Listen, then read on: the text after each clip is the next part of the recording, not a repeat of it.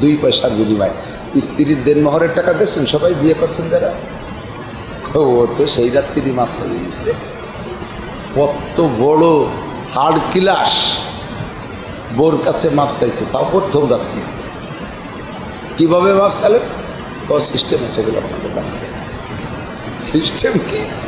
বিয়ের রাত্রে বাসর রাত্রে যাইয়া বসে থাকতে হবে মুখ টুক পোড়াইয়া, আর এক দিক থেকে বৌতি কবে যে তুমি আজকে রাত্রি না হলো বাসর রাত, বাসা রাত মানে খুশি আনন্দের রাত, সেই রাত্রি তুমি মুখ পোড়াই দিচ্ছেন কেন?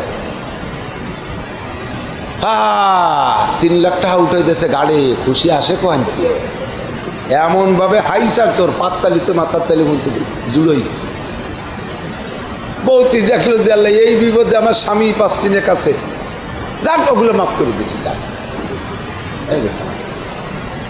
তুমি বৌদারে তালাক দিয়ে দেখো, মাফ করে কয় 3.5 লাখ টাকা দেয় যাবে, ওই রাত্রির মাফ করো, মাফ না হলো ভঙ্গি কুয়োরা, ঠিক না?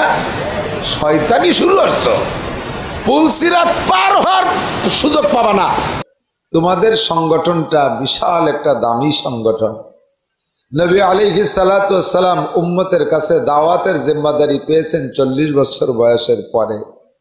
গারে হেরা থেকে নবুয়তি পাওয়ার পরে দাওয়াতের দায়িত্ব নিয়ে ময়দানে নেমেছেন। তবে ছেলেবেলা থেকেই হুজুর সাংগঠনিক ছিলেন। এই সংগঠন কোনো আমাদের বাংলাদেশি ক্লাব সংগঠন না, কতক্ষণ না কেন ক্লাব আছে না, ক্লাব ক্লাব ঘর, নাম কি? ক্লাব ঘর কয়তো, খালি ক্লাব কয় না, ক্লাব ঘর। এ বাংলার আরবি 2 অংশ মিলে যদি তর্জমা করি, আমার মনে হয় জীবনও কেউ ওর মধ্যে ঢুকবেন না।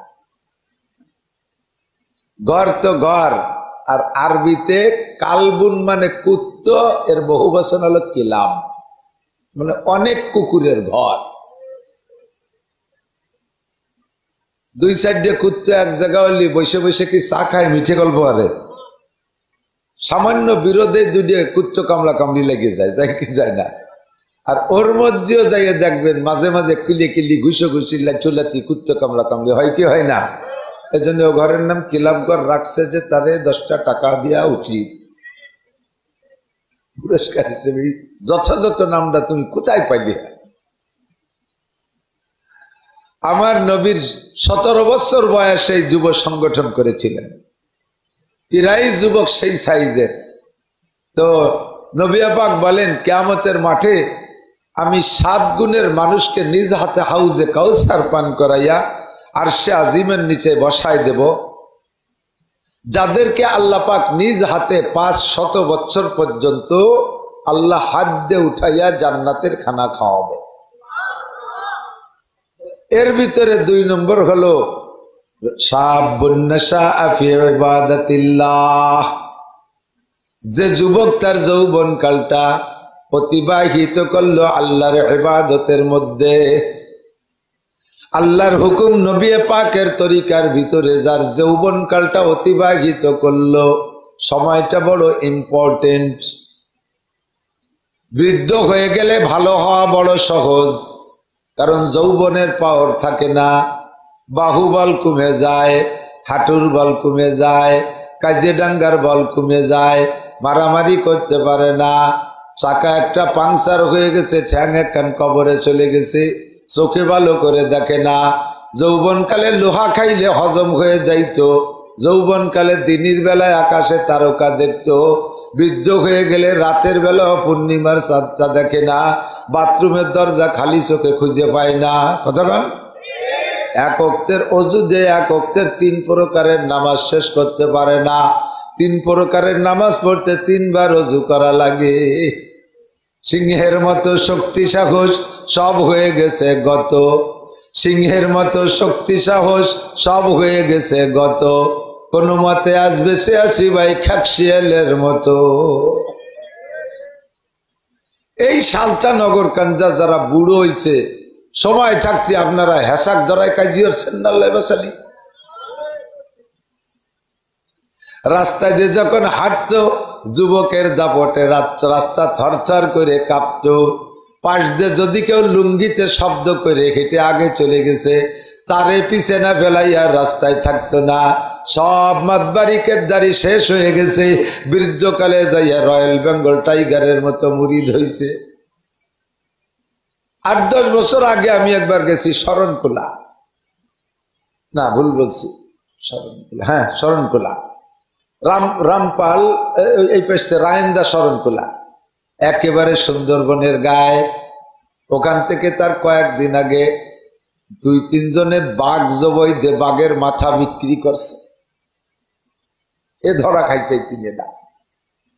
আমি কইলাম চলো যাই একটু সুন্দরবনের ভিতরে যাব, দেখবো।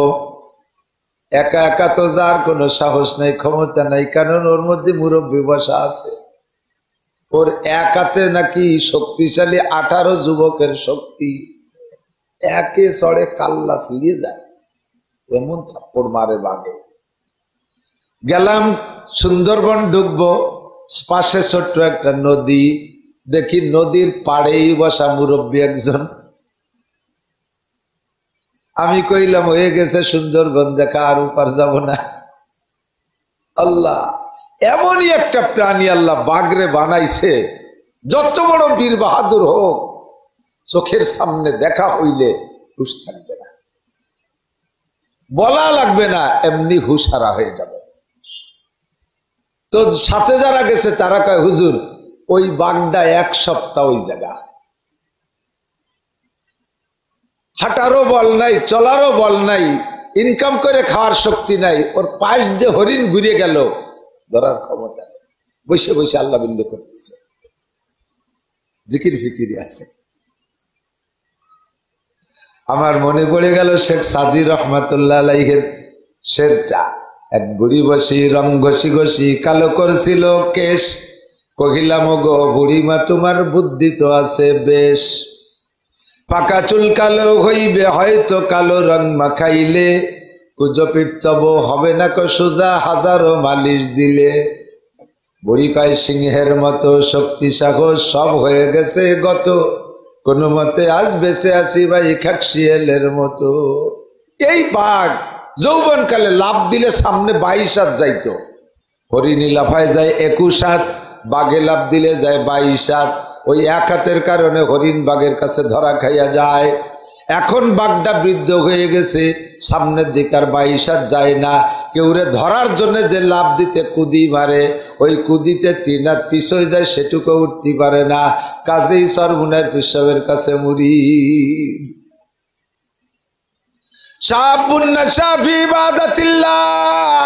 যে যুবক আর যুবতী তার যৌবন কালটা ইবাদতের মধ্যে কাটাইল, নবী পাক বলেন এই সময়টা তুমি যদি দিনদারির সাথে অতিবাহিত করতে পারো, এটা হলো নবীওয়ালা স্বভাব। সমস্ত নবীদেরকে আল্লাহ যৌবন কাল থেকে গড়ে উঠাইছে। ও যুবক, তুমিও যদি তোমার যৌবন কালটাকে পরিচ্ছন্ন রাখতে পারো, তাহলে নবীদের সাথে তোমার মিল হয়ে গেল। এবার আমার নবী বলেন মান তাসাব্বাহা বিকওমিন ফাহুয়া মিনহুম, যার যেই সময়টা যে জাতীয় মানুষের সাথে সম্পর্ক হবে, মিল হয়ে যাবে, ওই জাতীয় মানুষের সাথে তার হাসর নাসর হবে। কাজেই যুবক, তোমার হিলফুল ফুজুলকে আমার নবী পাকের হিলফুল ফুজুলের সাথে সম্পর্ক করবা। আল্লাহু আকবার। তোমরা সুন্দর একটা মাহফিলের ইন্তজাম করেছো, আমি দোয়া করি কিয়ামতে আল্লাহ তোমাদেরকে আরশে আজিমের নিচে ছায়ার ব্যবস্থা করে দেয়। সবাই বলেন আমিন। তবে জীবনে তোমার এই যুব সংগঠনের দায়িত্ব শুধু বাৎসরিক একটা মাহফিল না, প্রত্যেকটা যুব সংগঠনের প্রত্যেকটা সকল সদস্যকে নবীওয়ালা সুরতে আনতে হবে। তোমাদের পোশাক পরিবর্তন, তোমাদের চুলের পরিবর্তন, তোমাদের দাড়ির পরিবর্তন, তোমাদের আখলাকের পরিবর্তন। তোমরা সবাই নামাজি হতে হবে। তোমরা যদি নামাজি হও, তাহলে এই যুব সংগঠনের নামটা তোমাদের সাথে যথাযথ হবে। বছরে একটা মাহফিল যে তোমরা দায়িত্ব খালাস, সারা বছর গাঁজা খাইয়ে বেড়াবা, তা কিন্তু হবে না। তাহলে আগামীবার আসবোই না আমরা কেউ, কি কন্তার তোমরা ডাকলিও আমরা আসবো না। যত বড় হুজুর আমরা আসবো না, কারণ তোমরাই ভালো হতে পারো নাই। সংগঠনের সব যুবক নামাজি হইতে হবে, ওয়াদা করা লাগবে, ঠিক না? আল্লাহ তাআলা তাদের কবুল করুক, বলেন আমিন। একটু একটু করে শুরু করছে, হয়ে যাবে ভালো ইনশাআল্লাহ। আমরা তাদের জন্য দোয়া করি, আল্লাহ কবুল করুক, বলেন আমিন। নবী আলাইহিস সালাতু ওয়াস সালাম সাহাবায়ে কিরামদেরকে নিয়ে এভাবে বয়ান করতেন। কিন্তু আমাদের প্যান্ডেল আছে, লাইট আছে, মাইক আছে, অনেক সুন্দর, কিন্তু নবীর জন্য মাইকও ছিল না, এরকম প্যান্ডেলও ছিল না, কারেন্টের লাইটও ছিল না। তবে সাহাবায়ে কিরাম যত বেশি মাঠে বসুক না কেন, সামনের পায়ের কাছের সাহাবা হুজুরের আওয়াজ যেভাবে শুনতেন, 1 লক্ষ রোল নাম্বার পিছে যে সাহাবা বসা সেও হুজুরের আওয়াজ একইভাবে শুনতেন। এটা নবী আলাইহিস সালাতু ওয়াস সালামের আওয়াজের একটা মুজিজা। সম্ভব কি না কথা বলেন? অবশ্যই সম্ভব, ঠিক না? আল্লাহ সাহাবায়ে কিরামদের মধ্যে কের আওয়াজ আবার খুব বেশি ছিল, যেমন হযরত আব্বাস রাদিয়াল্লাহু তাআলা আনহুর মুখের আওয়াজ জোরে চিল্লে ডাক দিলে 8 মাইল দূরে যেত। এই মাইকের আওয়াজও তো যায় 8 মাইল, 1 মাইল দূরত্বেই শোনা যায় না। আউমাউ খাউমাউ শোনা যায়। আজকের দাঁতে ওরা মাইক খেয়ে গেছে জন্ম। এবার মাইকের ব্যবসা কি কয়,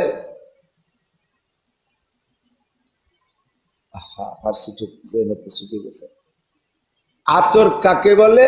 আতর তাকেই বলে যে আতরের পরিচয় আতরেই দেয়, আতরের জন্য অ্যাড লাগে না, গায়ে মাখালি ঘিরান নাকে আসে, ঠিক না? আর মাইকের অ্যাড আমরা বলে দেবো, তুমি গলায় সাইনবোর্ড একখান ঝুলোই রাখবা, ওতে কিছু হবে না, সার্ভিস ভালো দিতে হবে, তোমাকে সবই ভালো, সেটিংটা ভুল করে ফেলাইছো, এই জন্যই ডুপ্লিকেসি করতেছে। আল্লাহ আমাদের মাইক যত সুন্দরী হোক 8 মাইল দূরে যায়। হযরত আব্বাস রাদিয়াল্লাহু তাআলা আনহুর একটা বাগান ছিল বাড়ির থেকে 8 মাইল দূরে, ওখানে মালিক কাজ করতো, উনি বাড়ির থেকে ওক্তমতো খাবারের জন্য ডাক দিতেন, ওই ডাক শুনেও এসে খেয়ে যেত। আওয়াজের আওয়াজ নবী আলাইহিস সালাতু ওয়াস সালামের আওয়াজের মধ্যে মুজিজা, কাছের জন্য যতটুকু জোরে শোনে, পাশের জন্য দূরের জন্য ততটুকু শোনে। হযরত আব্বাস রাদিয়াল্লাহু তাআলা আনহু বাঘরে ধমক দিলে বাঘের কলজে ফেটে মারা যেত। একজনে কয় যে হুজুর, তাহলে হযরত আব্বাস রাদিয়াল্লাহু তাআলা আনহুর আওয়াজে বাঘের কলজে ফেটে মারা যায়, তো ওনার ছাগল যে ছিল, ছাগলের কলিজা তো বাঘের কলিজার চেয়ে ছোট, ওনার ছাগল কি একটু বাইসে থাকতো? দমকে ভেটে যাওয়ার কথা না। কয় যে আব্বাসও যেমন, আব্বাসের ছাগলও ছিল, ওর কলজো বাঘের কলজে বড় ছিল, এই জন্য কথায় কথায় ভাটতো না। আল্লাহু আকবার। তো নবী আলাইহিস সালাতু ওয়াস সালাম সাহাবায়ে কিরামদেরকে নিয়ে বৈশা বয়ান করতেছেন। হুজুর যখনই জান্নাতের আলোচনা করতেন, পাশাপাশি জাহান্নামের কথা বলতেন। জাহান্নামের আলোচনা করার সাথে সাথেই হুজুর জান্নাতের আলোচনা করতেন, কারণ সাহাবায়ে কিরাম ছিল রকিকুল কলব, দিল নরম।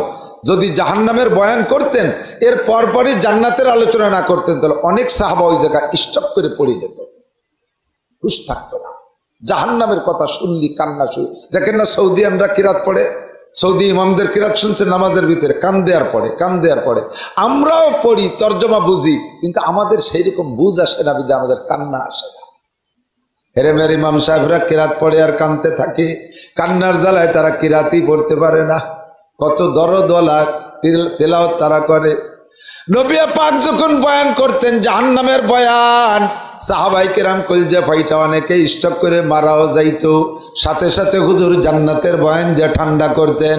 অথবা যদি জাহান্নামের বয়ান করা আজকে মাকসাদ হইতো, আগে হুজুর জান্নাতের বয়ান কইরা তাদের ভিতরে ধারণ ক্ষমতা বাড়াই নিতেন।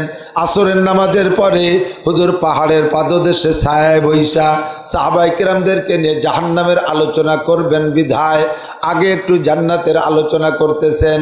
হুজুর বলতেছেন যখন জান্নাতের বয়ান করে তখন মাঝে মাঝে হুজুর এইরকম হাত বাড়ায় যেন কি ধরে,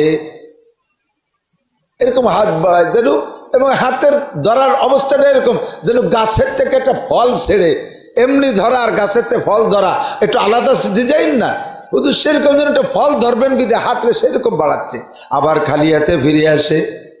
হুজুরকে সাহাবায়ে কেরাম বলেন, হুজুর এই জান্নাতের বয়ানের সময় মাঝে মাঝে সামনে হাত বাড়ান, আবার খালি হাতে হাত ফিরে নিয়ে আসেন। ঘটনা কি?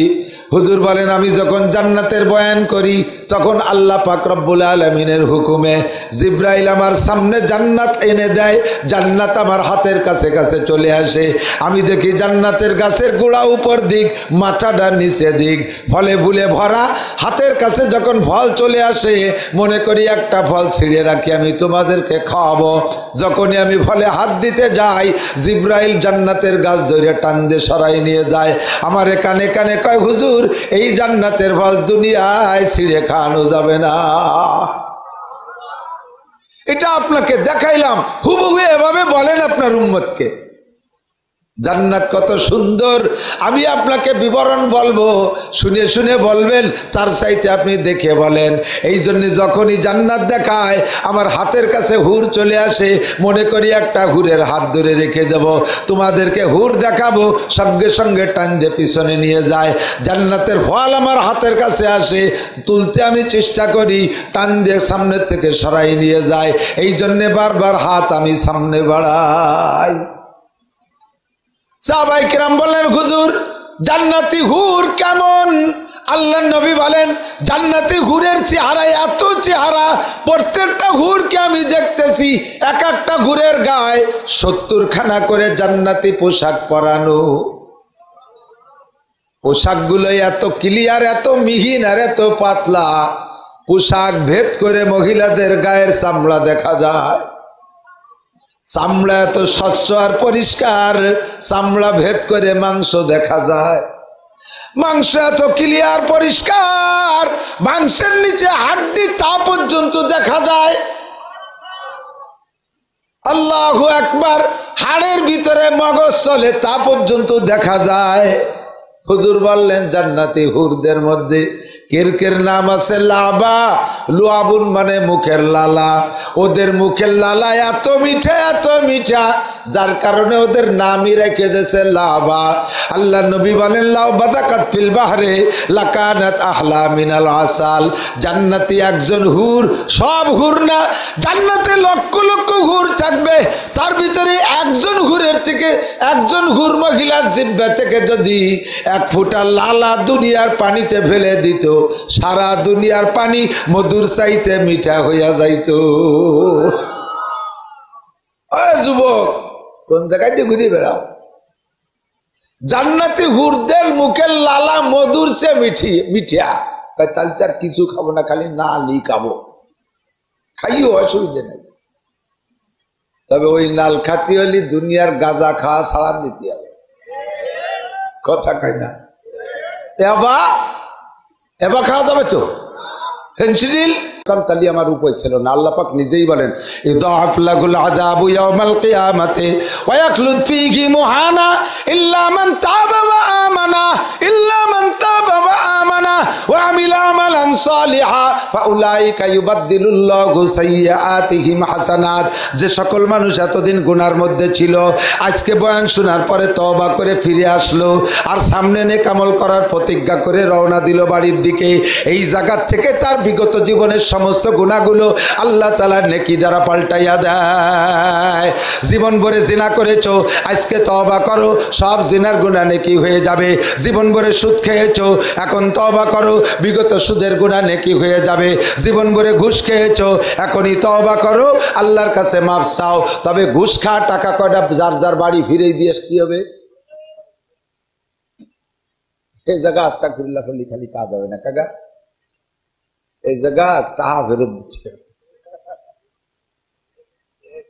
এক দারোগা আছে আমার, এই দারোগা 4 বছরে 3 তালা দালান দিয়েছে 2 দিনে। এরপরে দারোগা আমার মাহফিল বন্ধ হতে গেছে, ওই এলাকায় মাহফিল গেছে। এই দারোগা আমার মাহফিল বন্ধ করতে আইসা আমাদের এলাকারই এই ভাষায় মিলে গেছে বিদায়, শুনতে ভালো লাগছে, দাঁড়ায় দাঁড়ায় শুনছে। আর ওয়াজও সেদিন করছে 2.5 ঘন্টা। কি কইছি তা আমার মনে নাই।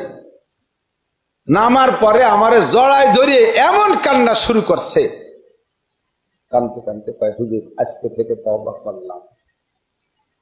একে একে সব তওবা, কিছু করবে, সব তওবা, সব কিছু থেকে তওবা। এখন তওবা তো করছে, কেসা প্রথম দিন এলো, পকেটে ছিল ব্যানসন সিগারেট, মুসরায় ভেঙ্গে পাততালি বলে দিছে, তোরে খাও, দুনিয়ার খাবো না, আখেরাতে যে তোর সাথে দেখা হবে। সিগারেটের বড় মজা আছে, নেশা আছে, সিগারেটের মজা আছে না, যারা খায় তারা তো বোঝে। আল্লাহ আখেরাতে জান্নাতে খাবো সিগারেট, জান্নাতে সিগারেট আছে না, কথা কয় না, অবশ্যই আছে। আল্লাহ আল্লাহ কুরআনে কইছে ওয়ালাকুম ফিহা মা তাশতাহি আনফুসুকুম, যা মুখে যা মনে চাইবে তা পাবা, ওয়ালাকুম ফিহা মা তাদউন, মুখে যা বলবা তাও পাবা। তো দুনিয়ায় আমি আমার হুক্কা সিগারেটের পর এত নেশা ছিল, মদ গাঁজায় আবার উপরে এইটা ছেড়িয়ে দিছি, আর আখেরাতে যে চালি যদি না পাই তাহলে কি আল্লাহ কি হলো, কি যায়, দুনিয়াও খালাম না আখেরাতও পালাম না, এত ডবল লস তো করা যায় না।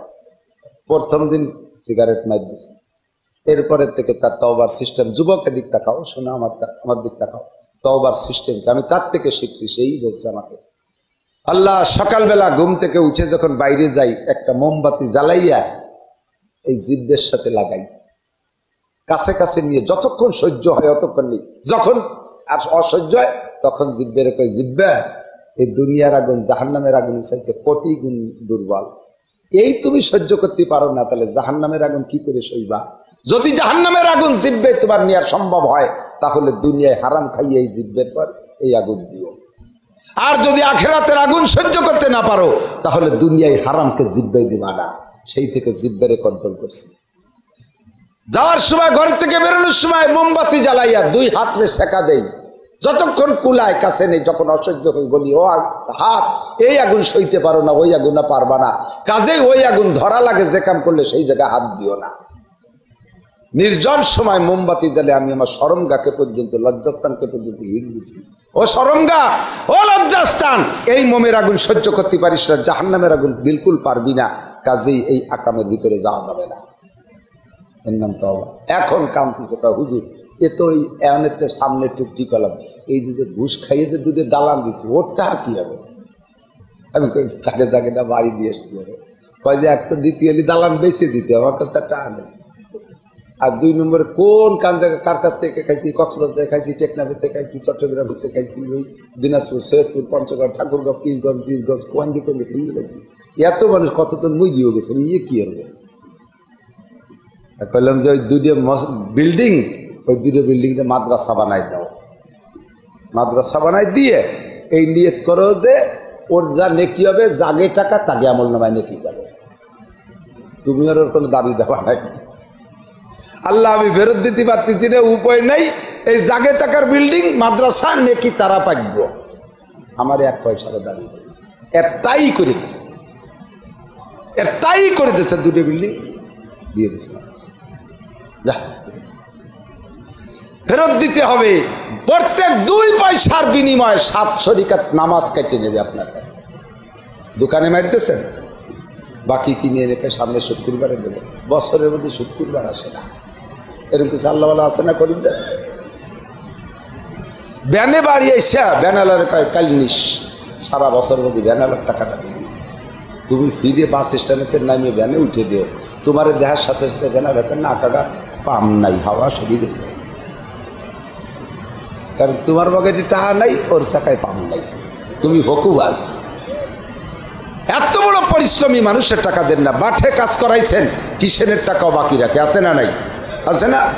আমি ওই দিকের জায়গার নাম কব না, যে গুটিখানি খাবার ইউটিউব দেওয়ার সেই এলাকার মানুষের আবার অপমান হবে না, জায়গার নাম কব না।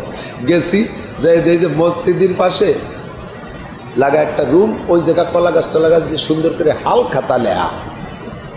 আমি কি মসজিদের এরকম জায়গার দোকানদারি আবার হাল খাতা কয় যে না, দোকানের হাল খাতা না, ইমাম সাহেব বেতন বাড়ি পড়ছে তাই হাল খাতা দিচ্ছে, ওইটা নিজের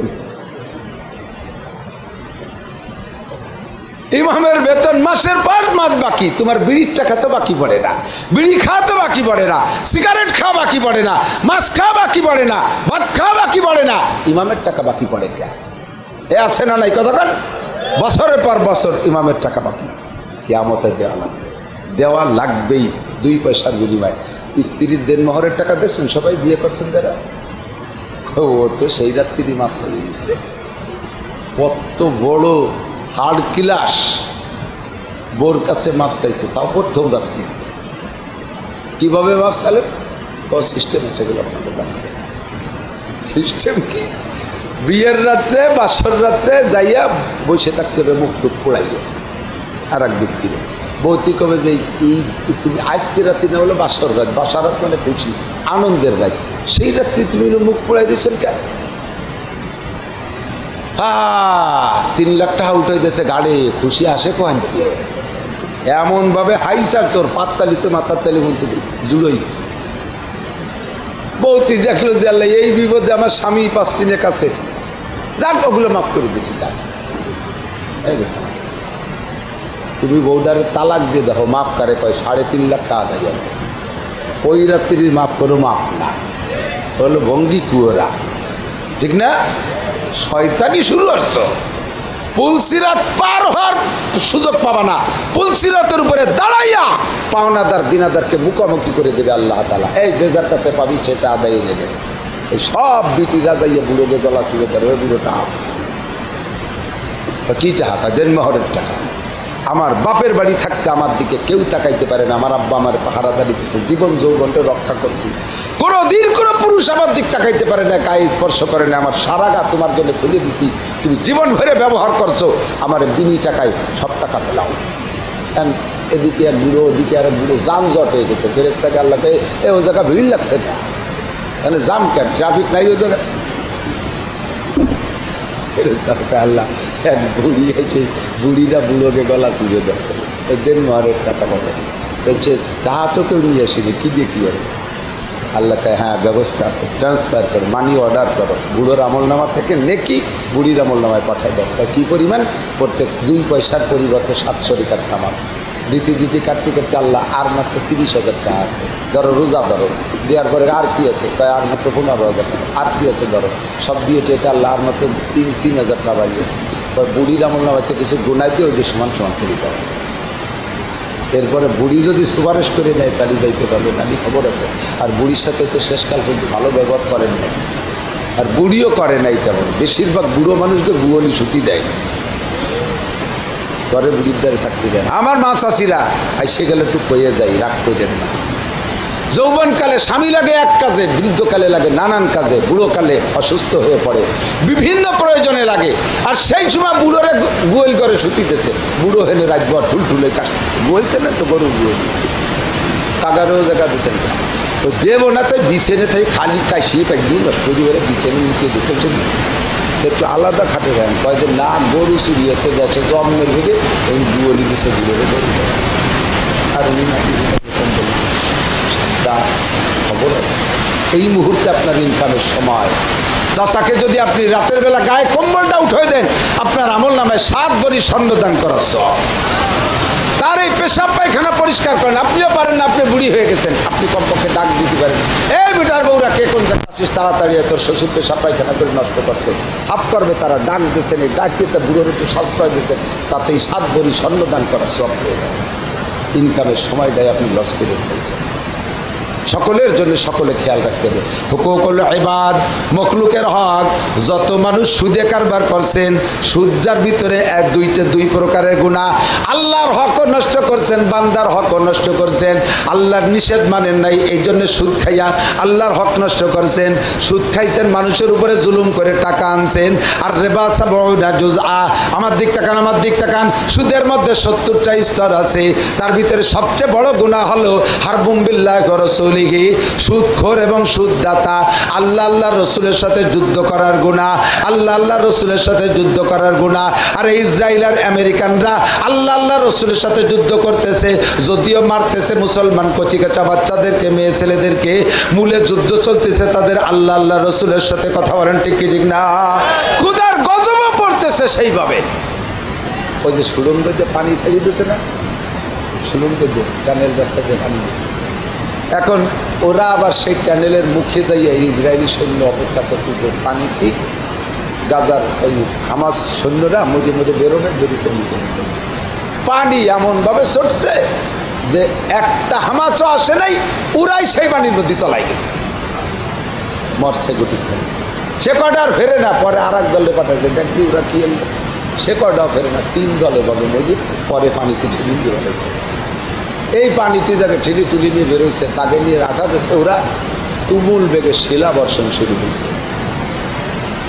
শিলাবর্ষণে তুলোধুনা ভেসা করে দিয়েছে। যুদ্ধ কার সাথে? যুদ্ধ কার সাথে? ওমা রামাইতা ইয রামাইতা ওয়ালাকিন্নাল্লাহ রামা। এই মুজাহিদরা প্রত্যেকটা অস্ত্র মারে এই সকলের মধ্যে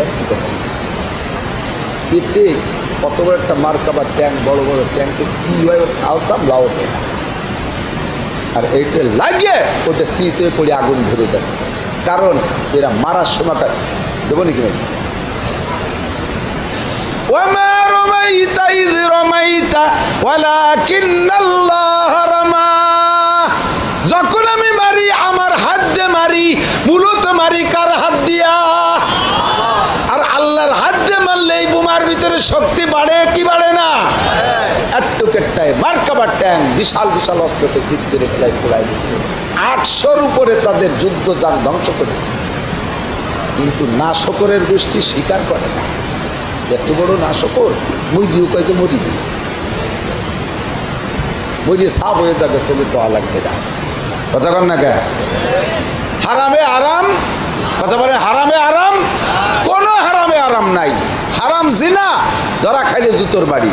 হারাম সুদ, ধরা খাইলে কিয়ামতে বিচার। হারাম ঘুষ, ধরা খাইলে চাকরি থাকে না। হারাম মদ গাঁজা, ধরা খাইলে জেল খাটতে হয়। হারাম এবার ব্যবসা, ধরা খাইলে জেল কাটতে হয়। হারাম চুরি করলে ধরা খাইলে মারির অভাব নাই। চুরি করলে মারা মায়ের চাইয়ে খাওয়া লাগে না। আল্লাহর রহমতে মুখস্থ মায় শুরু হয়ে যায়। আটের মধ্যে চুরি হইলে আটিরে কি কিনা? আল্লাহু আকবার। তো কি বলছি যে আল্লাহ পাক রব্বুল আলামিন কিয়ামতের ময়দানে আমাদেরকে যেন ওই মাহফিলে অংশগ্রহণ করার তৌফিক দান করে। জোরে বলেন আমিন। সুদের 70 স্তর, 1 নম্বরে আল্লাহ আল্লাহ রসুলের সাথে যুদ্ধ। আর এই এদিক বলতেও ভয় লাগে, লজ্জাও লাগে। সর্বনিম্ন সুদ হলো, সুদের সবচেয়ে ছোট 70তম যে গুনাহটা, সেটা হলো সুদখোর যদি পুরুষ হয় আপন মাকে জিনা করার জন্য। সুদখোর যদি মহিলা হয় আপন বাপের সাথে জিনার গুনাহ। তাও কয় টাকায় কয়বার? আর রেবা বিদিরহামিন কাসিতুয়া সালাসিনা জিনিয়া। নবী পাক বলেন 1 দিরহাম 1 টাকা পরিমাণ সুদ খাইলে আপন মায়ের সাথে 70 বার জিনার গুনাহ। নাউজুবিল্লাহ পর্যন্ত শেষ না তওবা করা যাবে? যাদের অভ্যাস আছে ছেড়ে দেওয়া যাবে তো? ছেড়ে দেওয়া যাবে তো? মরণকালে চেহারাটা বিকৃত হয়ে পশুর মতো হয়ে যাবে। তাও যদি না হয় কমপক্ষে কবরে যে শুকরের মতো হয়ে থাকে। আল্লাহ হেফাজত করুন, আমিন। জোরে বলেন আমিন। নেকি করবেন তো আল্লাহর হাতে পুরস্কার পাইবেন, গুনাহ করবেন তো আল্লাহর হাতে পুরস্কার যেটা পাওয়ার দরকার সেটা পাবেন। গুনাহ ছেড়ে দেবেন তো সাথে সাথে বস্তা ভরে নেকি হয়ে যাবে। হুকুকুল ইবাদ, মখলুকের হক, মানুষের হক। আর একটা কথা, এদিক তাকান এদিক তাকান। যারা কৃষি খাত কামার করেন, গরু বাছুর পালেন, তারা একটা জায়গা অন্যায় করেন। গরুটি অন্যায় করছে, রাগিয়ে গেছে, গরুটা ধরতে গেছে, দৌড়ে দৌড়িয়েছে, সারা এলাকা ভরে দৌড়ে বেড়াইছে, ধরতে পারে। যখন ধরতে পারছে পিটেন শুরু হয়েছে, পিটেতি পিটেতি বাঁশ দিয়ে তার ঠ্যাং এখান ভেঙে ফেলাইছে। অনেকে আছে পরে ছাগল যদি নিজের খেতে আসে ধরে কোপ দেয়, মাইর দেয়, ঠ্যাং ধরে ভেঙে ফেলাই দেয়। এই পশু প্রাণীরা কি অন্যায় করছে সে তো বোঝে না, সে তো এগুলো পাইলেই খাবে। তুমি মানুষ হয়ে কি বোঝো? তোমারে যে যিনি হারাম করা হয়েছে ঘুষ মদ গাঁজা, এ তুই খাইস কে? তোর পরে ছাগলটা তোর বুঝতে 1 মুঠ ধান খাইছে খেতেতে, তাতে যদি তুই এরকম করতে পারিস তাহলে তুই যে হারাম খেতেতে খাইছি তোর তো ঠ্যাং ভেঙে তোর মাথা ফাটায় ফেলাই দেওয়ার দরকার। কতক্ষণ? কাজেই পশু প্রাণীর পর আক্রমণ করবেন না। আর এইভাবে মারলে অন্যায় ভাবে যদি যে তালি আমার উপায় ছিল না। আল্লাহ পাক নিজেই বলেন ইদাফ লাগুল আযাবু ইয়াউমাল কিয়ামাতি ওয়া ইয়াখলুদ ফীহি মুহানা ইল্লা মান তাবা ওয়া আমানা ইল্লা মান তাবা ওয়া আমানা ওয়া আমিলা আমালান সালিহা ফাউলাইকা ইউবাদদিলুল্লাহু সাইয়্যাতিহিম হাসানাত। যে সকল মানুষ এতদিন গুনার মধ্যে ছিল, আজকে বয়ান শোনার পরে তওবা করে ফিরে আসলো আর সামনে আমল করার প্রতিজ্ঞা করে রওনা দিল বাড়ির দিকে, এই জায়গা থেকে তার বিগত জীবনের সমস্ত গুনাহগুলো আল্লাহ তাআলার নেকি দ্বারা পাল্টাইয়া দেয়। জীবন ভরে জিনা করেছো, আজকে তওবা করো, সব জিনার গুনাহ নেকি হয়ে যাবে। জীবন ভরে সুদ খেয়েছো, এখন তওবা করো, বিগত সুদের গুনাহ নেকি হয়ে যাবে। জীবন ভরে ঘুষ খেয়েছো, এখনই তওবা করো, আল্লাহর কাছে মাফ চাও। তবে ঘুষ খাওয়া টাকা কয়টা যার যার বাড়ি ফিরেই দিয়ে আসতে হবে। এই জায়গা আস্তাগফিরুল্লাহ বললে খালি কাজ হবে না কাকা, এই জায়গা টাকা ফেরত দিচ্ছে। এক দারোগা আছে আমার, এই দারোগা 4 বছরে 3 তলা দালান দিয়েছে 2 দিন। এরপরে দারোগা আমার মাহফিল বন্ধ হতে গেছে, ওই এলাকায় মাহফিল গেছে। এই দারোগা আমার মাহফিল বন্ধ করতে আইসা আমাদের এলাকারই এই ভাষায় মিলে গেছে বিদায়, শুনতে ভালো লাগছে, দাঁড়ায় দাঁড়ায় শুনছে। আর ওয়াজও সেদিন করছে 2.5 ঘন্টা। কি কইছি তা আমার মনে নাই।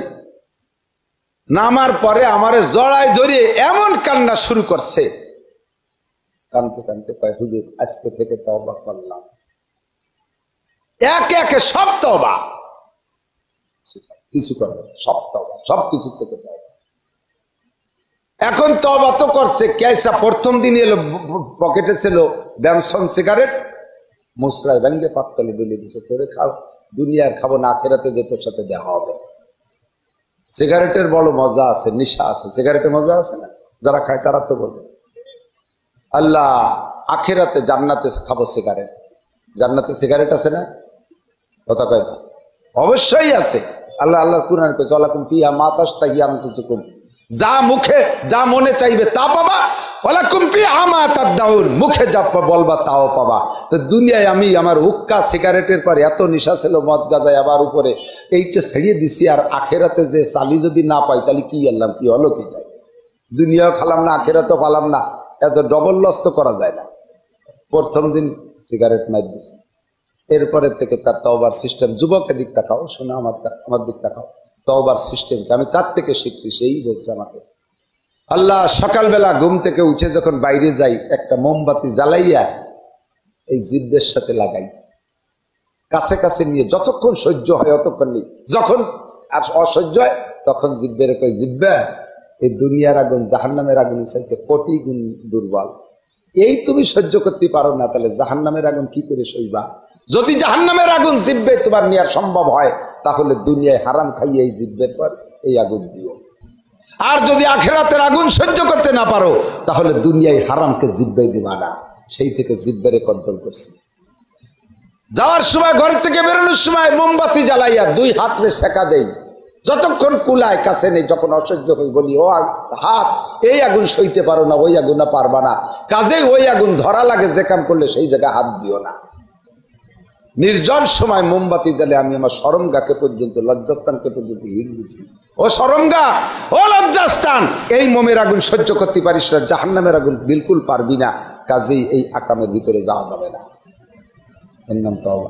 এখন কামতেছে, হুজুর এ তো ওই এমনের সামনে টুকটি কলাম, এই যে ঘুষ খাইয়ে যে দুধের দালান দিচ্ছি, ওর টাকা কি হবে?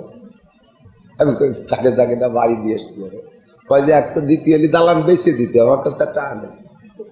আর 2 নম্বরে কোন কান জায়গা কার কাছ থেকে খাইছি, কক্সবাজার খাইছি, টেকনাফেতে খাইছি, চট্টগ্রামে খাইছি, ওই দিনাজপুর, সৈয়দপুর, পঞ্চগড়, ঠাকুরগাঁও, পীরগঞ্জ, বীরগঞ্জ, কোয়ান্ডি করে খাইছি। এত মানুষ কতজন মুই দিয়ে গেছে, ইয়ে কি হবে? কইলাম যে ওই 2টা বিল্ডিং, ওই 2টা বিল্ডিংটা মাদ্রাসা বানাই দাও, মাদ্রাসা বানাই দিয়ে এই নিয়ত করো যে ওর যা নেকি হবে, জাগে টাকা তাকে আমল নামায় নেকি যাবে, তুমি আর ওর কোনো দাবি দেওয়া নাই। আল্লাহ আমি ফেরত দিতে পারতেছি না, উপায় নাই, এই জাগে টাকার বিল্ডিং মাদ্রাসা নেকি তারা পাইব, আমার 1 পয়সার দাবি নেই। এর তাই করে দিচ্ছে, এর তাই করে দিচ্ছে, 2টা বিল্ডিং দিয়ে দিচ্ছে। যা ফেরত দিতে হবে, প্রত্যেক 2 পয়সার বিনিময়ে 700 রাকাত নামাজ কেটে নেবে আপনার কাছ থেকে।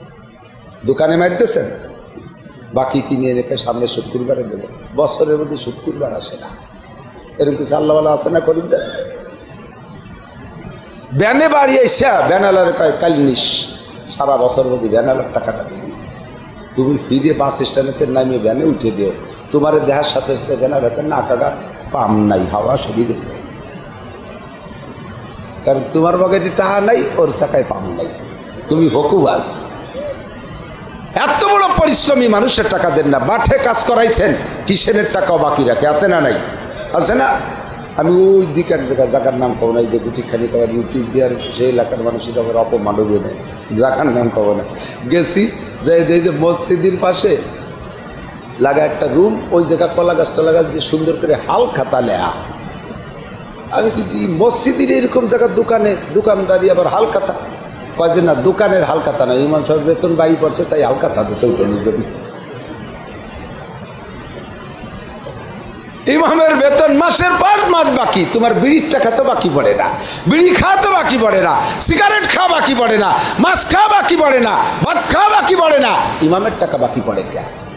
এ আছে না নাই কথা বল? বছরের পর বছর ইমামের টাকা বাকি, কিয়ামতে দেওয়া লাগবে, দেওয়া লাগবেই 2 পয়সার বিনিময়।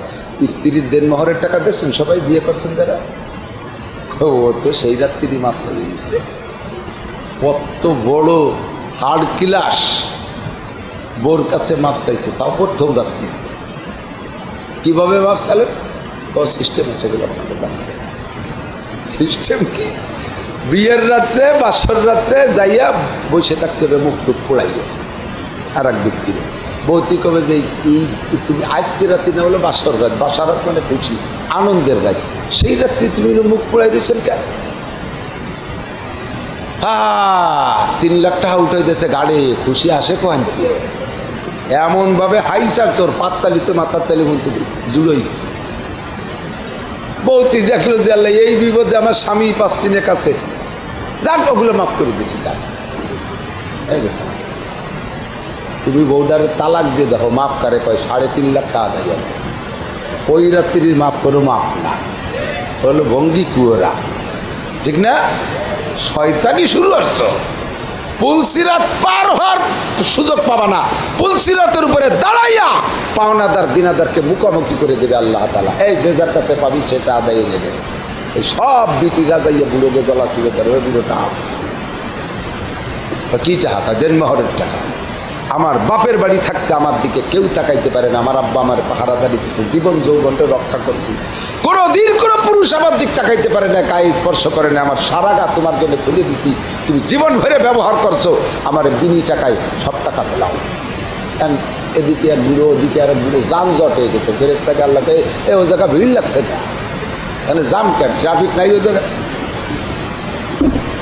ফেরেশতাকে আল্লাহ এক বুড়ি এসে বুড়িরা বুড়োকে গলা তুলে দিচ্ছে, এই দেনমোহরের টাকা পাবে, বলছে তাহা তো কেউ নিয়ে আসিনি, কি দিয়ে কী করে? আল্লাহ কে হ্যাঁ ব্যবস্থা আছে, ট্রান্সফার করো, মানি অর্ডার করো, বুড়োর আমলনামা থেকে নেকি বুড়ির আমলনামায় পাঠাই দাও। কী পরিমাণ? প্রত্যেক 2 পয়সার পরিবর্তে 700 রেখার নামাজ দিতে দিতে কাটতে কাটতে আল্লাহ আর মাত্র 30,000 টাকা আছে। ধরো রোজা ধরো, দেওয়ার পরে আর কি আছে? তাই আর মাত্র 15,000 টাকা, আর কি আছে ধরো, সব দিয়েছে এটা আল্লাহ আর মাত্র 3,000 টাকা বাড়িয়েছে। বুড়ির আমলনামাতে কিছু গুণাইতে ওই সমান সমান করে দেওয়া। এরপরে বুড়ি যদি সুপারিশ করে নেয় তাহলে যাইতে পারবে না, খবর আছে। আর বুড়ির সাথে তো শেষকাল পর্যন্ত ভালো ব্যবহার করেন নাই, আর বুড়িও করে নাই তেমন। বেশিরভাগ বুড়ো মানুষকে বুড়ি ছুটি দেয়, ঘরে বুড়ির দ্বারে থাকতে দেয়। আমার মা চাষিরা আইসে গেলে একটু কয়ে যাই, রাগ করেন না। যৌবনকালে স্বামী লাগে এক কাজে, বৃদ্ধকালে লাগে নানান কাজে, বুড়োকালে অসুস্থ হয়ে পড়ে, বিভিন্ন প্রয়োজনে লাগে। আর সেই সময় বুড়োরে গোয়েল করে শুতিতেছে, বুড়ো হেনে রাজবর ঠুলঠুলে কাটতেছে, বলছেন তো গরু গোয়েল কাগারও জায়গা দিচ্ছেন তো দেব না, তাই বিছেনে তাই খালি কাশি পাইনি পরিবারে বিছেনে নিতে দিতেছেন, একটু আলাদা খাটে দেন। কয় যে না, গরু চুরিয়েছে, যাচ্ছে জন্মের থেকে ওই গোয়ালি দিচ্ছে, বুড়োরে গরু। আর উনি নাকি খবর আছে। এই মুহূর্তে আপনার ইনকামের সময়, চাচাকে যদি আপনি রাতের বেলা গায়ে কম্বলটা উঠে দেন, আপনার আমল নামায় 7 ভরি স্বর্ণ দান করার সব। তার এই পেশাব পায়খানা পরিষ্কার করেন, আপনিও পারেন না, আপনি বুড়ি হয়ে গেছেন, আপনি কমপক্ষে ডাক দিতে পারেন, এই বেটার বউরা কে কোন আসিস, তাড়াতাড়ি তোর শ্বশুর পেশাব পায়খানা করে নষ্ট করছে, সাফ করবে। তারা ডাক দিয়েছেন, এই ডাক দিয়ে তার বুড়োর একটু সাশ্রয় দিতেন, তাতে এই 7 ভরি স্বর্ণ দান করার সব হয়ে যায়। ইনকামের সময়টাই আপনি লস করে ফেলছেন। সকলের জন্য সকলে খেয়াল রাখতে হবে। হুকুকুল ইবাদ, মখলুকের হক। যত মানুষ সুদে কারবার করছেন, সুদজার ভিতরে 2 প্রকারের গুনাহ। আল্লাহর হকও নষ্ট করছেন, বান্দার হকও নষ্ট করছেন। আল্লাহর নিষেধ মানেন নাই, এই জন্য সুদ খাইয়া আল্লাহর হক নষ্ট করছেন। সুদ খাইছেন, মানুষের উপরে জুলুম করে টাকা আনছেন। আর রিবা সাবউনা জুজআ, আমার দিক তাকান, আমার দিক তাকান। সুদের মধ্যে 70টা স্তর আছে, তার ভিতরে সবচেয়ে বড় গুনাহ হলো হারবুম বিল্লাহি ওয়া রাসূলিহি, সুদখোর এবং সুদদাতা। আল্লাহ রসুলের সাথে যুদ্ধ করার গুনাহ, আল্লাহ রসুলের সাথে যুদ্ধ করার গুনাহ। আর ইসরায়েল আর আমেরিকানরা আল্লাহ রসুলের সাথে যুদ্ধ করতেছে, যদিও মারতেছে মুসলমান কচিকাচা বাচ্চাদেরকে, মেয়ে ছেলেদেরকে, মূলে যুদ্ধ চলতেছে তাদের আল্লাহ রসুলের সাথে। কথা বলেন ঠিক কি ঠিক না? খোদার গজবও পড়তেছে সেইভাবে। ওই যে সুড়ঙ্গ দিয়ে পানি ছেড়ে দিয়েছে না, সুড়ঙ্গ দিয়ে টানেল রাস্তা দিয়ে পানি দিয়েছে। এখন ওরা আবার সেই টানেলের মুখে যাইয়া ইসরায়েলি সৈন্য অপেক্ষা করতে পানি ঠিক গাজার ওই হামাস সৈন্যরা মরে মরে বেরোবে, বেরিতে নিতে পানি এমনভাবে ছড়ছে যে একটা হামাসও আসে নাই, ওরাই সেই পানির নদী তলায় গেছে, মরছে গুটি ফেলে। সে কটা আর ফেরে না, পরে আর এক দলে পাঠাইছে, দেখবি ওরা কি এলো, সে কটাও ফেরে না, 3 দলে ভাবে নদী পরে পানিতে ঝুলিয়ে দিয়ে বেড়েছে। এই পানিতে যাকে ঠেলি টুলি নিয়ে বেরোচ্ছে, তাকে নিয়ে রাখা দিয়েছে ওরা, তুমুল বেগে শিলা বর্ষণ শুরু হয়েছে। শিলা বর্ষণে তুলোধনা পেশা করে দিয়েছে। যুদ্ধ কার সাথে? যুদ্ধ কার সাথে?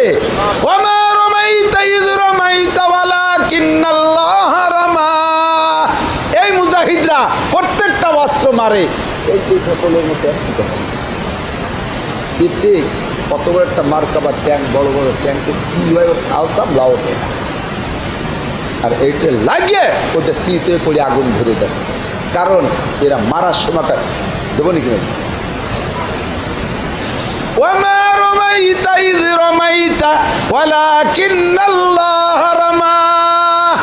যখন আমি মারি আমার হাত দিয়ে মারি, মূলত মারি কার হাত দিয়া? আর আল্লাহর হাত দিয়ে মারলে এই বোমার ভিতরে শক্তি বাড়ে কি বাড়ে না? একটুকেরটায় মার্কাবার ট্যাঙ্ক বিশাল বিশাল অস্ত্রকে জিত করে ফেলাই ফেলাই দিচ্ছে। 800-র উপরে তাদের যুদ্ধ যান ধ্বংস করে দিচ্ছে। কিন্তু নাশকরের গোষ্ঠী স্বীকার করে না। এত বড় নাশকর মুরগিও কয়েছে মরিয়ে মরিয়ে সাপ হয়ে যাবে, তুমি তো লাগবে না। কথা কন না কে? হারামে আরাম, কথা বলে হারামে আরাম, কোন হারামে আরাম নাই। হারাম জিনা, ধরা খাইলে জুতোর বাড়ি। হারাম সুদ, ধরা খাইলে কিয়ামতে বিচার। হারাম ঘুষ, ধরা খাইলে চাকরি থাকে না। হারাম মদ গাঁজা, ধরা খাইলে জেল খাটতে হয়। হারাম এবার ব্যবসা, ধরা খাইলে জেল কাটতে হয়। হারাম চুরি করলে ধরা খাইলে মারির অভাব নাই, চুরি করলে মারা মার খেসাইয়ে খাওয়া লাগে না। আল্লাহর রহমতে মুখস্থ মাই শুরু হয়ে যায়। আটের মধ্যে চুরি হইলে আটিরে কি কিনা? আল্লাহু আকবার। তো কি বলছি যে আল্লাহ পাক রব্বুল আলামিন কিয়ামতের ময়দানে আমাদেরকে যেন ওই মাহফিলে অংশগ্রহণ করার তৌফিক দান করে। জোরে বলেন আমিন। সুদের 70 স্তর, 1 নম্বরে আল্লাহ আল্লাহ রসুলের সাথে যুদ্ধ। আর এই এদিক বলতেও ভয় লাগে, লজ্জাও লাগে। সর্বনিম্ন সুদ হলো, সুদের সবচেয়ে ছোট 70তম যে গুনাহটা, সেটা হলো সুদখোর যদি পুরুষ হয় আপন মাকে জিনা করার জন্য। সুদখোর যদি মহিলা হয় আপন বাপের সাথে জিনার গুনাহ। তাও কয় টাকায় কয়বার? আর রেবা বিদিরহামিন কাছে তুয়া সালাসিনা জিনিয়া। নবী পাক বলেন 1 দিরহাম 1 টাকা পরিমাণ সুদ খাইলে আপন মায়ের সাথে 36 বার জিনা গুনাহ। নাউজুবিল্লাহ পর্যন্ত শেষ না তওবা করা যাবে? যাদের অভ্যাস আছে ছেড়ে দেওয়া যাবে তো? ছেড়ে দেওয়া যাবে তো? মরণকালে চেহারাটা বিকৃত হইয়া পশুর মতো হয়ে যাবে। তাও যদি না হয় কমপক্ষে কবরে যে শুকরের মতো হয়ে থাকে। আল্লাহ হেফাজত করুন, আমিন। জোরে বলেন আমিন। নেকি করবেন তো আল্লাহর হাতে পুরস্কার পাইবেন, গুনাহ করবেন তো আল্লাহর হাতে পুরস্কার যেটা পাওয়ার দরকার সেটা পাবেন। গুনাহ ছেড়ে দেবেন তো সাথে সাথে বস্তা ভরে নেকি হয়ে যাবে। হুকুকুল ইবাদ, মখলুকের হক, মানুষের হক। আর একটা কথা, এদিক তাকান এদিক তাকান। যারা কৃষি খাত কামার করেন, গরু বাছুর পালেন, তারা একটা জায়গা অন্যায় করেন। গরুটি অন্যায় করছে, রেগিয়ে গেছে, গরুটা ধরতে গেছে, দৌড়ে দৌড়িয়েছে, সারা এলাকা ভরে দৌড়ে বেড়াইছে, ধরতে পারে। যখন ধরতে পারছে পিটেন শুরু হয়েছে, পিটেতে পিটেতে বাঁশ দিয়ে তার ঠ্যাং একখান ভেঙে ফেলেছে।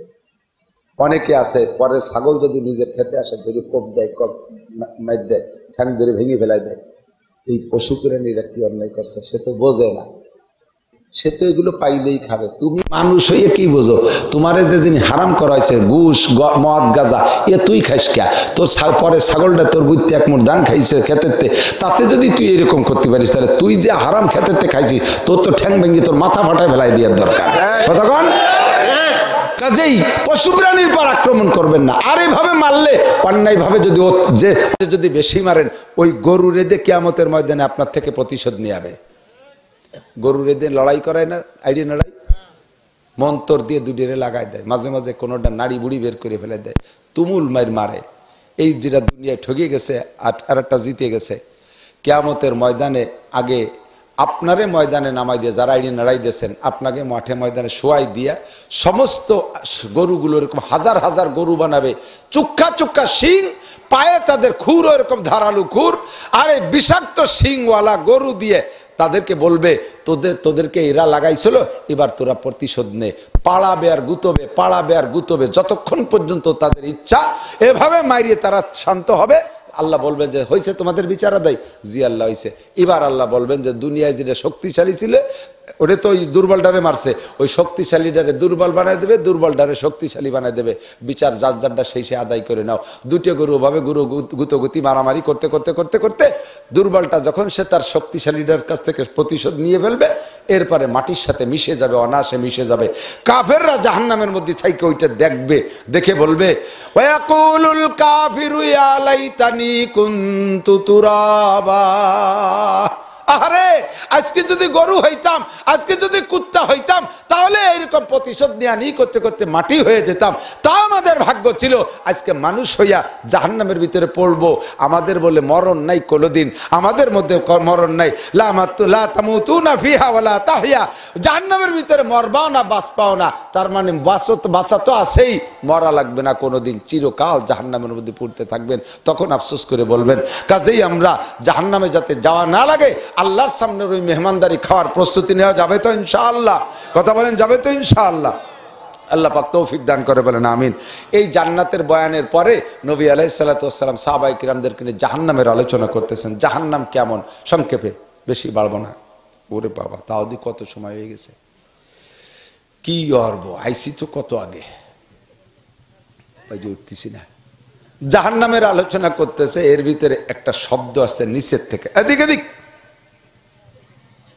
জান্নাত শুনি তো খুব লোভ হলো, আল্লাহ রাতের খাবো, ওই জায়গা ওয়াজ শুনতে যাব, কিন্তু ফতে কেড়ালির বাড়িতে যে শুয়ে পড়বা, এই বাড়ির থেকে তো বেশি আসতে হবে। কথা কর না গায়ে। জাহান্নামের শব্দ, একটা শব্দ আছে, ঠাস করে একটা শব্দ হয়েছে।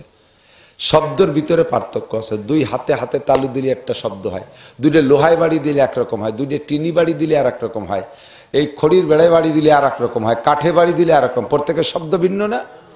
তো ওই শব্দটা একটু ব্যতিক্রম শব্দ, কোনোদিন এরকম শব্দ শোনেনি এবং তার নিচের থেকে আসছে।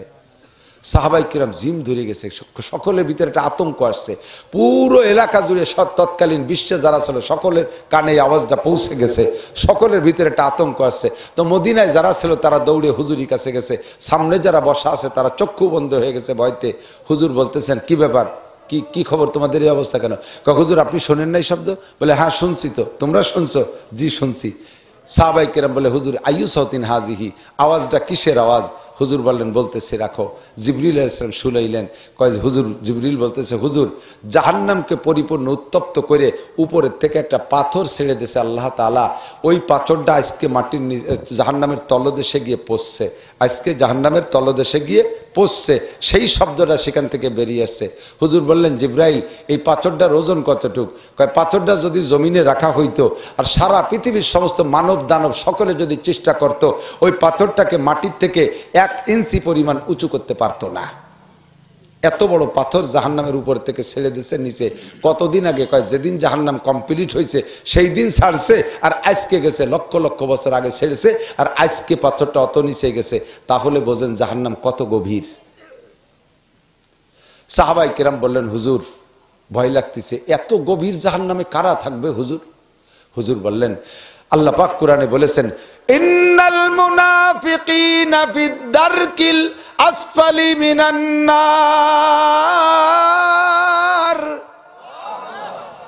এই জাহান্নামের তলদেশে একমাত্র মুনাফিকরা থাকবে। কারা? জোরে কোন কারা?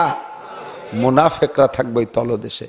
সাহাবাই কিরাম তো এতক্ষণ জান্নাত শুনে খুশিতে যেমন বাকবাক, এবার জাহান্নামের তলদেশ শুনে পাগলের মতো কাঁদতেছে।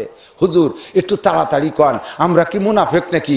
আমরা অত নিচে থাকবো? হুজুর উপরে উপরে থাকলে তো উলামাই কিরামের চোখে পড়বে, সুপারিশ করে বের করে নেবে, আর ওই তলে ভরাটারে তো কেউ দেখবে না। এ ভাই আপনারা জেল খাটছেন, হাজত খাটছেন, এরকম কেউ আছেন নাকি? এলাকায় কেউ জেল টেল খাটে নেই? দারুণ সভ্য এলাকা তো আছে, অবশ্যই স্বীকার করা চাচ্ছি না। এমনি যারা খাটছেন তারা বলেন, আপনারা জেল কিছুদিন খাটে বেরোয় আসছেন না? প্রত্যেকটা জেলখানায় কিছু কিছু কয়েদি থাকে, তাদের পক্ষে কোর্ট, তাদের পক্ষে কোনো উকিল নাই, তাদের পক্ষে তদবির করার কেউ নাই। ওই চট্টগ্রামেতে ধরা পড়ছে, সেই জায়গাতে চালান দিতে দিতে ফরিদপুর জেলখানায় রইছে পড়েই রইছে। ওই যুবক বয়সে ধরা খাইছে, জেলখানার মধ্যে বুড়ো হইয়া ওখানে মারাও যাচ্ছে, তাদের পক্ষে কথা বলার কেউ নাই। এরকম কিছু কয়েদি থাকে কি থাকে না? এই জাহান্নামের তলদেশে যেগুলো পড়ে থাকবে ওই রকম কয়েদির মতো তাদের পক্ষে সুপারিশ করা কেউ থাকবে না। হুজুর বলেন তাড়াতাড়ি মুনাফেক কি আমরা হয়ে গেলাম নাকি? হুজুর বলেন না, আয়াতুল মুনাফেকে সালাসা, মুনাফেকের আলামত তিনটে, এই তিনটে যার মধ্যে এসে শেষে জায়গা থাকবে। বলেন হুজুর কি কি? এক নম্বরে এই যা হাদ্দাসা কাজাবা, মুনাফেক মিথ্যে কথা কয় বেশি। মিথ্যে কথা বলা মুনাফেকের আলামত। স্বভাব থাকলে চেঞ্জ করেন। মিথ্যে কথা, মরিয়ে যাব, খারাপ ভাবে পুঁতে যাব, আমি মিথ্যে কথা বলবো? মিথ্যে কথা বলবো? বলেন আল কিযবু উম্মুল খতা, মিথ্যে কথা হলো গুনার মা। একটা মিথ্যে কথা, মায়ের পেট থেকে যেমন একাধিক ততাধিক সন্তান হয়, 10, 12, 15টা, 16টা, 18টা, 20টা সন্তান হলো, মার খবর জানেন না আপনারা? অনেক জায়গা আছে এরকম। আমরাই 11 ভাই বোন। এরকম আমার এক নানির 22টা ছেলে মেয়ে, আমার ছোট চাচির 14টা ছেলে মেয়ে। একটা মায়ের পেট থেকে যেমন এরকম ততাধিক সন্তান হয়, একটা মিথ্যে কথার পেট দিয়ে এরকম শত শত মিথ্যে কথা বেরোতে দেয়। যেমন এদিক তাকান, আপনারে পাঠাইছে, এ যাও তো, যাই দেখে এসো তো, শুনলাম যে প্রধানমন্ত্রী নাকি আসবে, আসছে, মামা আসবে বলে শাকপালদিয়ার বাজারে আইছে নাকি, আপনারে পাঠাইছি, আপনি আর্ধেক হতে ফিরে আইছেন। গেছিলি দেখতে? গেছিলি? কয় হ্যাঁ গেছিলাম। সত্যি না মিথ্যা? এখন ওরে যা জিজ্ঞেস করবেন মামা সংক্রান্ত সব মিথ্যে কথা হবে না? মামা ওখানে কয়জন সাথে নিয়ে আইছে? কয় 15 জন নিয়ে আইছে। মামা কয়টা গাড়ি নিয়ে আইছে? 5টা গাড়ি নিয়ে আইছে। সত্যি না মিথ্যা? সব মিথ্যে কথা না? যা কবে সব মিথ্যে। একটা মিথ্যে কথারে সাপোর্ট দিতে শত মিথ্যে কথা লাগে, তারপরও সে সবগুলোই মিথ্যা। এটা মুনাফিকের আলামত। ছেড়ে দেন। ওয়াইজা ওয়াদা আখলাফা, বেশি বলবো না। 2 নম্বরে ওয়াদা করলে খেলাফ করে। ওয়াদা করে দোকানের সাথে ওয়াদা খেলাফ করছে। আমাদের এই যে নেতারা কত ওয়াদা আমাকে নির্বাচন সামনে করে দেয় না? দেন, এবার খালি ভোটটা দিয়ে দেন, কি করে ছাড়িয়ে দেয় দেখেন। বহুত প্রলোভন দেয় কি দেয় না? পরে নির্বাচনের পরে আর ওনারে খুঁজে পাওয়া যায় না। ঠিক কিনা? আপনার এই মোটা ওয়াদা দিতে কইছে কেডা? আপনি ওয়াদা দিয়ে ভোট নেওয়ার মতো যোগ্যতা নিয়ে আপনি মাঠে আসেন কে? আপনার যোগ্যতা এমন হবে যে দেশের সবাই মিলে আপনারে চাপিয়ে ধরবে, আপনি একটু নির্বাচনে দাঁড়ান, আপনারে কয়টা ভোট দেয়, এইভাবে একটা যোগ্যতা নিয়ে আসেন। আপনি প্রলোভন দিয়ে মিথ্যে কথা কয়েকে ভোট নেবেন কে? আমরা ভোট দিয়ে ছাড়িয়ে দিছি ঠিক আছে, কিন্তু কিয়ামতে বসবেন, আপনার জায়গা সিট কিন্তু মনে আছে কোন জায়গা? সোনারগাঁও হোটেলে ওই ভাতর কোন জায়গা গেছে? ওই জায়গা। তখন আপনার মোটা ওয়াদা দিতে বলছে কে? আপনি একজন চেয়ারম্যান, আপনার কতটুকু যোগ্যতা আছে? আপনি বলতে পারেন যে চেয়ারম্যানের যতটুকু জিম্মাদারি আছে আমি এই জিম্মাদারি পালন করব। আপনাদের রাস্তা দিয়ে দেবো, এখানে কারেন্ট দিয়ে দেবো, ওখানে ওয়া দিয়ে দেবো, আপনার সাল মেয়ে বিয়ে দিয়ে দেবো, আপনার বুড়োকালে মুসলমানি দিয়ে দেবো। এই ভাব কথা ক্ষতি কইছে কিনা? আপনারে এত গল্প মারতি কইছে কিনা? কতক্ষণ ওয়াইজা ওয়াদা আখলাফা, ওয়াদা করে খেলাফ করে। আর ওয়াদা করে যদি পূরণ করার নিয়ত করে, আল্লাহ পাক সাহায্য করে। আল্লাহ পাক সাহায্য করে। এদিক তাকান, একেবারে নগদে এসে গেছে মনের ভিতরে। নতুন গল্প একটা হাদিসের ভিতরে পড়াইছি। এক সাহাবা হুজুর বলতেছেন, বনি ইসরাইলের এক ব্যবসায়ী, মনে রাখেন ভারী মজার কথা, বনি ইসরাইলের এক ব্যবসায়ী, এই লোকটা জাহাজি পথে দূর সফরের থেকে মাল আইনে নিজের এলাকায় বেচে। তো খবর পাইছে যে ওই মার্কেটে, ওই বন্দরে, মুকামে এবার এই মালের দাম কম, কিন্তু ওর সেই হারে টাকা নাই। তো এক লোকের কাছ থেকে 10 দিনার টাকা, স্বর্ণের 10টা টাকা কর্জ নেছে। ভাই আমি মাল কিনে এসে এই তারিখে আপনারে দিয়ে দেবো। এই বলে 10 টাকা উদর নিয়ে মাল কিনতে গেছে। মালটাল কিনে জাহাজে রওনা দিছে। যে তারিখে রওনা দিলে তারিখ মতো এসে টাকা দিতে পারে, সেই তারিখ মতোই সে রওনা দিছে। কিন্তু মাঝ সাগরে আসলে জাহাজ ঝড় ছাড়ছে এমন বেগে,